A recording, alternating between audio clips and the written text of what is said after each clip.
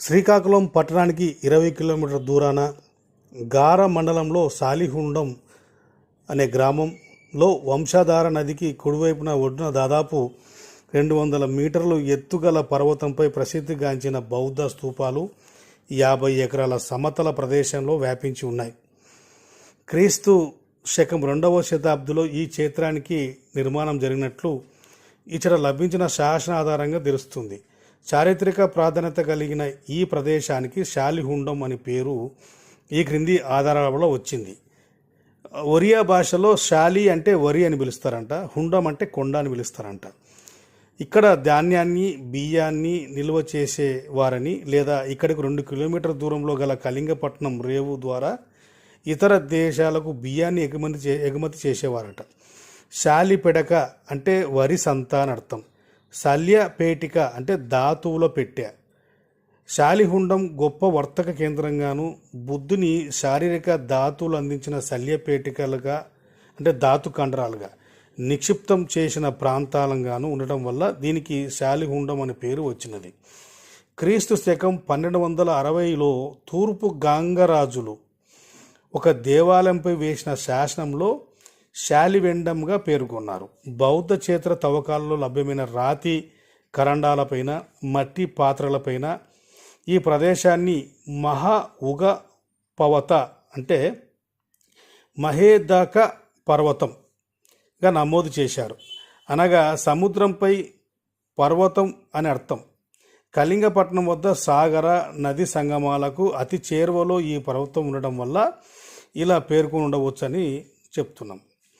ఇచ్చట లభించిన మృన్మయ పాత్రలపై శాసనాలలోనూ బ్రాహ్మీ లిపిలో కటహరామ ప్రాంతంగా నమోదు చేశారు. బౌద్ధ సారసత్వంలో కట్టహర సూత్రం విశిష్టమైనది. కట్టలమ్ముకునే వారికి బుద్ధుడు తన ధర్మాన్ని బోధించినట్లు కోసల రాజ్యంలో చెప్పబడినది. కోసల కళింగ రాజ్యానికి సన్నిహితమైనందున శాలిహుండాన్ని బౌద్ధులు కట్టహారమ అని పిలిచారు. మగధ నుండి ధ్యాన కటకానికి అంటే అమరావతికి మార్గం ఉండేదట అప్పట్లో. ఈ మార్గంలో ఉత్తరాది దక్షిణాది భిక్షువులకు శాలిహుండం సమావేశపు కేంద్రంగా ప్రసిద్ధి చెందినది. జాతక కథలలో కట్టహరామ జాతక కథ అంటే పేజీ నంబర్ 7లో కూడా ఈ యొక్క విషయాన్ని ధృవీకరించబడింది అని తెలుస్తుంది. శాలిహుండంలో లభించిన ఒక శాసనంలో ధర్మరానో అశోకశిరినో అనే ప్రాకృత లిపి శాసనాన్ని బట్టి మౌర్య అశోకుడు ఈ స్తూపాన్ని నిర్మించినట్లు చెప్పవచ్చు. అయితే శాసనలిపి క్రీస్తకం 2వ శతాబ్ది నాటిది. కళింగ రాజ్య సమీపంలో అశోకుడు 100 అడుగుల ఎత్తుగల మహాస్తూపాన్ని నిర్మించినట్లు హుయాన్సాంగ్ వ్రాశాడు. ఇది శాలిహుండమేనని పరిశోధకులు నిర్ధారించారు. అశోకుని తర్వాత ఈ స్తూపాన్ని ఆధునీకరించి ఇతర స్తూప చైత్య విహారాదులు నిర్మించినట్టు వారు అశోకునిపై గౌరవంతో ఈ శాసనాన్ని వేసి ఉంటారని భావించవచ్చు. 1919లో గిడుగు రామ్మూర్తి మొదటిసారిగా శాలిహుండం బౌద్ధ స్తూపాలను గుర్తించి పర్లాకిమిడి మహారాజా వారి ఆదరణతో కొంతమేర తవ్వకాలు జరిపి మధ్యలోనే ఆగిపోయాయి. 1920లో ఏహెచ్ లాంగ్ క్రాస్ట్, 1947లో టిఎన్ రామచంద్రన్, 1954లో రావిపోలు సుబ్రహ్మణ్యం మొదలగు వారు విస్తృతంగా తవ్వకాలు జరిపి ఈ మహాక్షేత్ర విశేషాలను లోకానికి అందించారు. వంశధార నది ఒడ్డున చేర్చి ఉన్న విశాలమైన పడమర వైపు ఎత్తుగా క్రమేపు తూర్పు వాలాంతరుగా ఉన్న పర్వతంపై ఇటుకలతో నిర్మించిన అశోకుని నిర్మాణితమైన మహాస్తూపము, గజ పృష్ఠాకార వర్తులాకార చైత్యము, సభా మండపాలు, విహారాలు, రాతి స్తూపాలు, చతురస్రాకారపు వేదికలు, లెక్కకు మించిన ఉద్దేశిక స్తూపాలు పురావస్తు తవ్వకాలలో బయటపడ్డాయి. వీటితో పాటు దాతి పేటికలు, శాసనయుత మట్టి పాత్రలు, శిలాశాసనాలు, బుద్ధ ప్రతిమలు, తారా, మరీచి, మంజుశ్రీ వంటి వజ్రయాన శిల్పాలు, తొలి చారిత్రక సామాగ్రి లభ్యమైనాయి. శాలిహుండం బౌద్ధ క్షేత్రంగా మొదట థేరవాద శాఖగా ప్రారంభమై తర్వాత మహాయాన వజ్రయాన ప్రభావం కలిగింది అని తెలుస్తుంది. ఇక ఇక్కడ పోతే కొన్ని శాసనాలు కూడా లభించాయి. ఆ శాసనాల అర్థాలు కూడా మీకు చెప్తాను. ఇది పెళ్లి రాంబాబన్న గారు ఈ యొక్క శాసనాన్ని పాలిగ్రాఫ్ అంటే దాన్ని డీకోడ్ చేసి మనకు అందించారు. దాన్ని మీకు వివరంగా చెప్తాను. ఇక్కడ శాలిహుండ మహాక్షేత్రంలోని క్రీస్తు పూర్వం 1వ శతాబ్ది నుండి క్రీస్తు శకం 8వ శతాబ్ది వరకు గల శాసనాలను బట్టి పాత్రలపై, ముద్రికలపై, శిలాఫలకాలపై, ఇతర వస్తువులపై సుమారు 84 లైన్ల శాసనాలు ప్రాకృత భాషలో లభ్యమయ్యాయి. వీటిలో కొన్ని ముఖ్యమైన శాసనాలు పరిశీలిద్దామని చెప్పారు.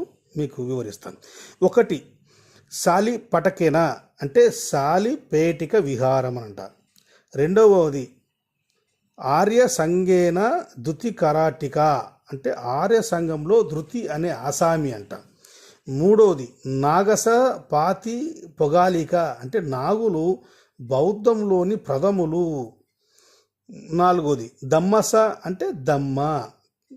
5 మహాఉగ పవతే అంటే మహేదుక పర్వతం. 6 కతిక కతి రాహుల అంటే కతిక అనగా దమ్మాని బోధించేవాడు. కతి రాహుల అనగా క్షేత్రంలో శుభదినాలను నిర్వహించే స్థానికుడు అంట. ఇంకా 7వ శాసనం చూస్తే విశాఖగణ విశాఖ అనే స్థానిక నామం అంట. ఇక 8వది పసవిరాస అంటే పంచవిరాసం అంటే అర్థం ఏంటిది? బౌద్ధ వాజ్మయంలో 5 ధ్యాన బుద్ధులు పేర్కొన్న శాసనం ఇది.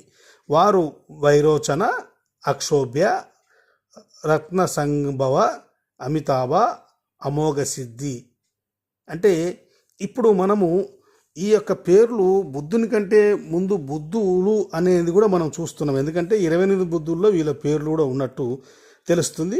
కాలక్రమేణా అన్ని బయటపడతాయి. ఇక 9వ శాసనం చూస్తే లా సమన అంటే బౌద్ధ భిక్షు అంట ఆయన పేరు లా సమన.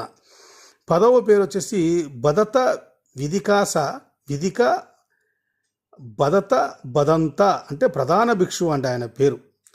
ఇక 11 సిద్ధం అకారస పానతి సత సిహన్ సిహాసన పారిగుహ నాభౌ అంటే శాతసింహ అనే క్షేత్రం యొక్క ముఖ్య అతిథి అభిషేక సందర్భంగా జరిగిన కార్యక్రమం గురించి తెలుపుతుంది. ఇక 12వ శాసనం గురించి చెప్తే గోవలవస పెగస దానం శైల పడక ఛేదిస్య అంటే గోవలయుపిగ అనే ఉపాసకునిచే శాలిపెడక చైత్యం దానం చేయబడిదంట.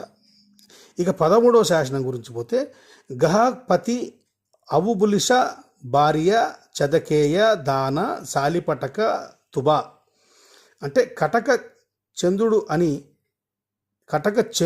అతని భార్య అవృత్తి శాలిపటక మహాస్తూపానికి దానం చేశారంట. 2 భార్య భర్తలు చేశారు.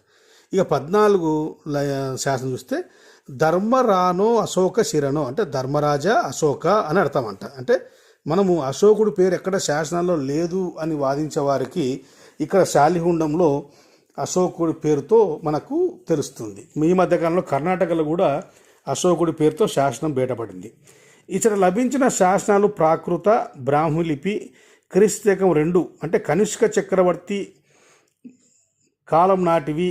అందువల్ల చాలా శాసనాలు అవగాహనకు రావడం లేదు. అంటే కనిష్క చక్రవర్తి కాలంలో మహిష్కుని అంటే ఆయన పేరు రావడం లేదు. అలాగే శాతవాహనంలో శాసనాలు కూడా లభ్యమయ్యాయి. విహారాల భిక్షువులకు బహుమతుల్ని దమ్మకత్తి అంటారట. ఇచ్చిన దాతల పేర్లు లేవు. కానీ విహారాల పాలన వ్యవహారాలు చక్కదిద్ది వారి పేర్లు ముఖ్యంగా ఉపదేశికులు అంటే దుతిక నారక అంటారంట. ఉపాధ్యాయులు అంటే ఆచార్య అంటారంట. ఆర్కిటెక్ట్ అంటే విదాకాస్, సేవకులు అంటే పతన దయక పేర్లు మాత్రం నమోదు చేశారు. మహావంశ చుల్లవగ్గలో పేర్కొన్న విధంగా భిక్షువులకు దుస్తులు నివాసం ఇతర వస్తువులు సమకూర్చిన విధానం కూడా ఈ శాసనాల్లో కనిపిస్తుంది. పరికరాలు అంటే పరికర అంటారంట ప్రాకృతలో. అయిన భిక్ష పాత్ర అంటే పట్ట, దుస్తులు అంటే త్రిసి వరాస, సూది అంటే సుసి, నీటిని తెచ్చేవారు అంటే పరిశ్రమణ మొదలగినవి.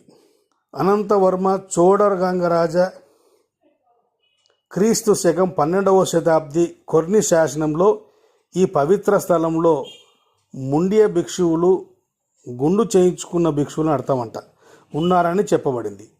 మధ్యకళింగంలోని ఈ శాలిహుండం బౌద్ధ చిత్రం అనంతవర్మ శాసనాన్ని బట్టి క్రీస్తు శకం 12వ శతాబ్ది వరకు వర్ధిల్లినట్టు చెప్పవచ్చు.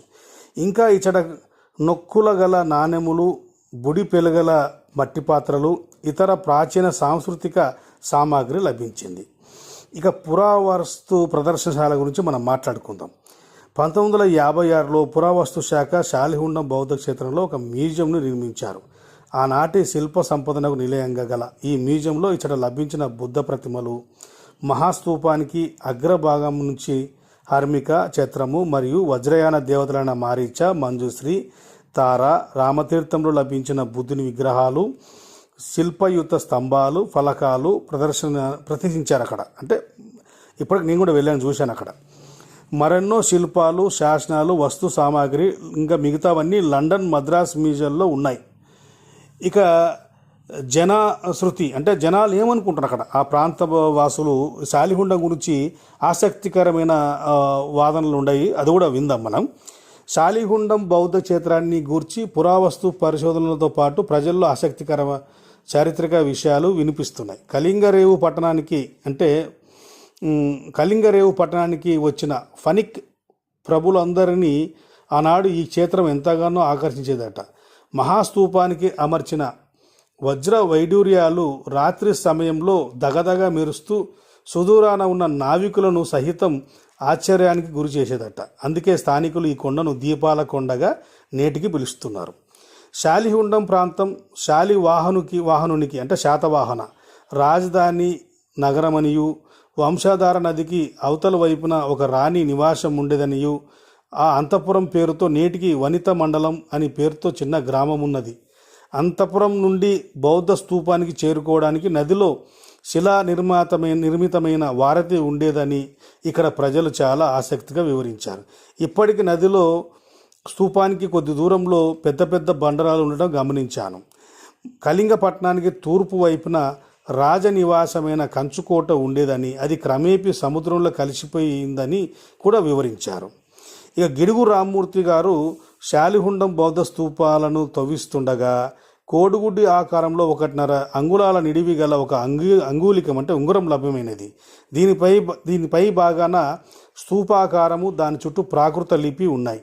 దీనిని రాజముద్రికగా భావిస్తారు. అపురూపమైన నాణెములు ఇచ్చట లభ్యమవగా ఆనాటి తహసీల్దార్ గారు అంటే ఎంఆర్ఓ గారు నేపాల్లో ఉన్న చరిత్ర పరిశోధకులు అంటే ఎపిగ్రాఫిస్ట్ అంటే శాసనం డీకోడింగ్ చేసే వాళ్ళకి పంపించారంట.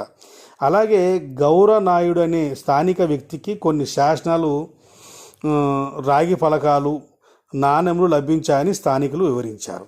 ఇక బౌద్ధ క్షేత్రానికి పక్కనే గల ప్రాచీన దేవతాలయం చూడవచ్చు, అంటే గుడి. ఇది నాగదేవత ఆరాధనాలయం, అంటే నాగదేవతనిగా పూజిస్తున్నారు అక్కడ. ఇప్పటికీ స్థానిక ప్రజలు నాగదేవతను పూజిస్తున్నారు. ప్రాచీన నాగుల సాంప్రదాయం బౌద్ధంలో మిళితమై ఉందని చెప్పడానికి ఇదొక ఆధారం.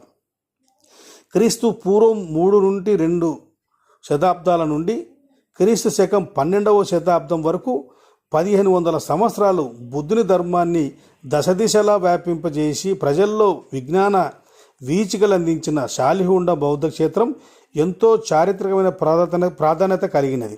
ఇటువంటి క్షేత్రం క్రీస్తు శకం 12వ శతాబ్ది అంతంలో ఆక్రమణ గురై కసాయి కత్తుల దాడికి తలవంచి శిథిల రూపంలో తలదాచుకున్నది. బుద్ధుని ధర్మాన్ని జ్ఞప్తికి తెచ్చుకున్న పరిశోధకులు, పర్యాటకులు, ప్రజలు ఇప్పుడిప్పుడే స్తూప శిథిలాలను దర్శించి అలనాటి వైభవాన్ని తీసుకురావడానికి ఆరాటపడుతున్నారు. నమో బుద్ధాయ.